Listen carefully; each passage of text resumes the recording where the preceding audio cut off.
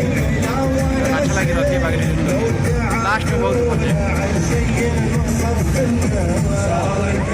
जितना पानी रहता है ना सब में लाइट